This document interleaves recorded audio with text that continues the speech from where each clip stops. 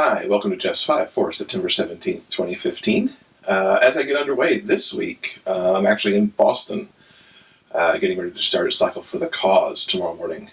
We roll out about 6:45 Eastern Time from actually in Framingham, near Boston, and then start to make our way back to New York City, where we'll arrive on Sunday afternoon back at the LGBT Center.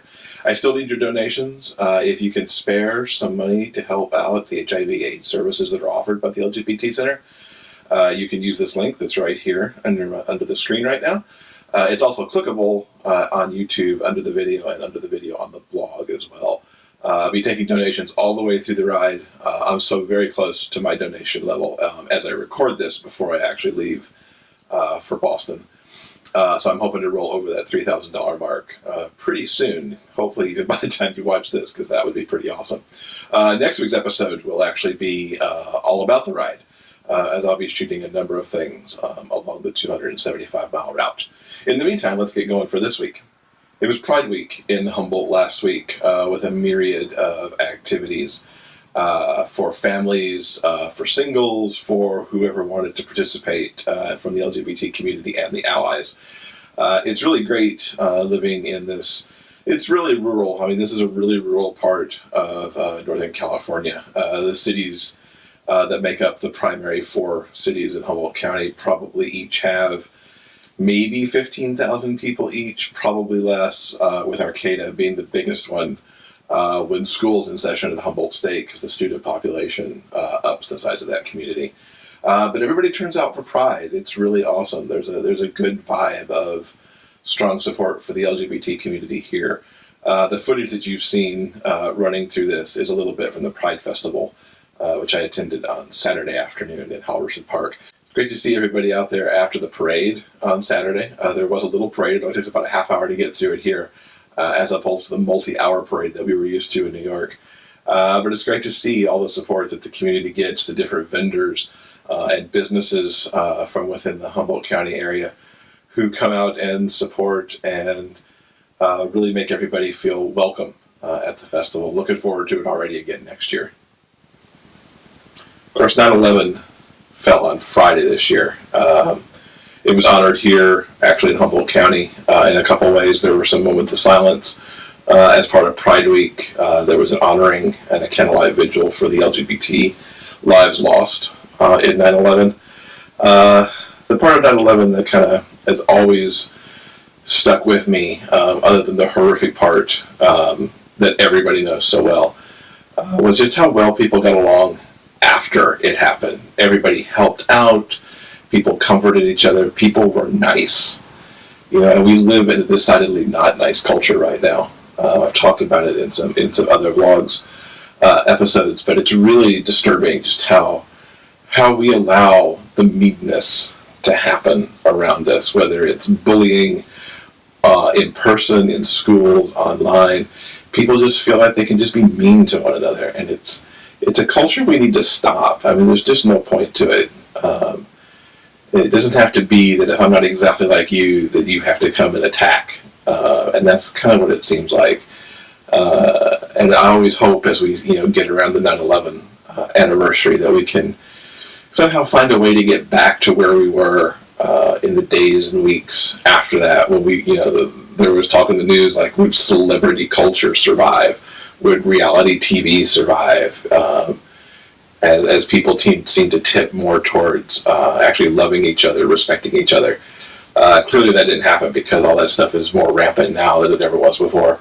But it's something I think everybody needs to think about and find a way to bring niceness back into their own heart and into their own communities, because then we would be a much stronger country. I've got myself in a really cool writers group. I mentioned a few episodes back about the Author Strong podcast that I'd started listening to. And spun off of that has become a writers group made up of people who listen to the podcast. We're a small group of 10, which is a good size for a writing group. We've met twice. Our organizational meeting kind of set the vibe and the tone for what we were after. And this past weekend, we met again to actually go over some people's stories. A couple members of the group were courageous enough to step up with some of their work for us to review, and it was a really great critique experience. I enjoyed reading some other folks' work that I'm not used to reading, authors that are new to me, genres that I don't normally read because they were both sci-fi, and I haven't read a lot of sci-fi recently. Well, one was sci-fi, one might be more in the fantasy realm, to be fair. I really enjoyed the experience. Glad to be in the group. I'm working right now. I've just written the first chapter of my next book, which is about Leo and Matt from the Hat Trick series. And I'll probably submit that first chapter into the group in the next week or two. I'll get it a little patched up for the very first draft you say that it's in now to make it a little more readable in terms of typos and whatnot, and then submit it and see how that goes. But it's fun to be in a group, and we'll see how it goes as the weeks play out. We meet every 2 weeks, so I'll keep everybody posted on how that goes. The Hat Trick 3 blog tour kicked off with full steam earlier this week, back on Monday. There had been a couple of things right around the release date. I was on Joyfully J on the day before the book released on September 5th. The week of release, most of the activity happened on my blog. Now that the book has gone wide on Amazon and the other retailers, it's really a push to get out in front of everybody else. There, you can see up in the eye icon a link to the tour schedule. There's chances to win books, chances to win some other prizes depending on what tour stop I'm on. If you want to learn about Hat Trick 3, see some of the ins and outs of it, especially if you're new to the series, come check out those links. Get on the tour, say hello, and possibly win yourself a copy of the book or some other books within the Hat Trick series. So You Think You Can Dance wrapped up on Monday night with its 2-hour finale. Not completely thrilled that Gabby won. She's a good dancer. She's done some good stuff this season. I think she was outdanced by both Virgil and Yaya. As I mentioned last week, all of my votes went towards Virgil. He lost out to Yaya for top street dancer.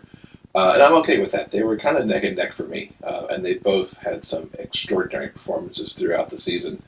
But that neither one of them beat Gabby, I think, is just a little on the bizarre side. But it just kind of connects with the bizarreness of Jim getting eliminated and getting axed out of the top 4 by Haley. So, I don't quite know where the voters were this year. One of the extraordinary things that did come out of the finale, though, was a dance that Travis Wall choreographed for Alex and Jim.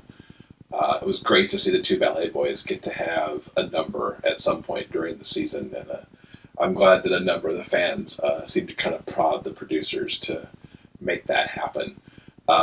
There were a few other really great moments in the finale. Travis and Jenna Tatum did a number that they had done a few weeks ago at the Dizzy Feet Gala, which was also quite extraordinary.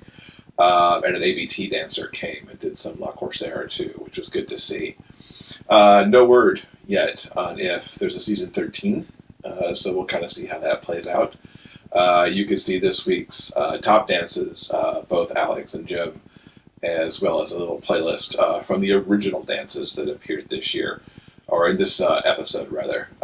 There was a lot of rerun of favorite numbers from the season, but those don't make the playlist because they've probably been in other playlists already. So that wraps up the So You Think You Could Dance commentary for this season. I'm sure I'll be commentating a little bit on Dancing with the Stars once I catch up to that, because with the Suckle for the Cause travel coming up, I have not seen this past Monday's episode yet. I won't have seen Tuesday's episode either, and I'll be a little bit behind next week, so I'll be catching up on those in future episodes.